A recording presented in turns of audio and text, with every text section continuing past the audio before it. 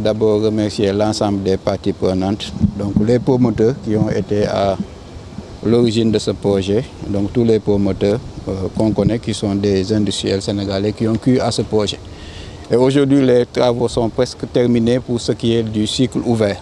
Et justement nous sommes à une étape importante, comme je le disais tantôt, qui est le premier allumage, qui consiste à allumer la turbine, à aller à une certaine vitesse, mais ne pas la synchroniser sur le réseau. Effectivement, comme vous le savez, dans tous les projets, on fait des tests justement pour allumer. En ce moment, ce qu'on a, c'est juste des problèmes techniques. La pression, en fait, le débit de fuel qui rentre dans la turbine est excessif. Donc, c'est des termes de sécurité et en ce moment-là, la machine nous demande d'arrêter et c'est ce qu'ils sont en train de faire, de perfectionner. Mais ce qui est sûr, c'est qu'avant de quitter cette nuit, on va allumer.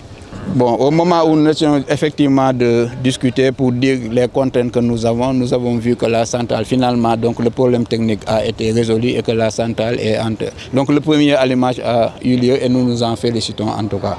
La centrale là, elle est très importante à deux niveaux, comme on l'a dit. Elle est importante parce qu'elle marque une étape, comme on l'a dit, où c'est la première fois que des investisseurs sénégalais aillent chercher un financement pour développer une centrale qui a été faite avec des expertises. Dans la salle de commande, vous avez vu que c'est effectivement des techniciens de Sénélec, des techniciens de WRE avec donc Tchalik, qui sont aujourd'hui là pour allumer cette centrale. Donc ne serait-ce que du point de vue stratégique, du point de vue de cette dimension, c'est une centrale très importante.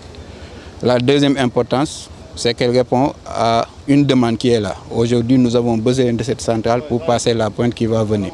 Dès le mois de juin, on aura les pics de chaleur et aujourd'hui, il faudrait qu'on ait au moins 100 MW disponibles au niveau de cette centrale pour pouvoir satisfaire à la demande.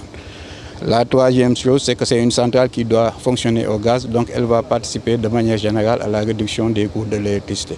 Donc autant de points qui font que cette centrale est extrêmement importante dans le dispositif énergétique du Sénégal.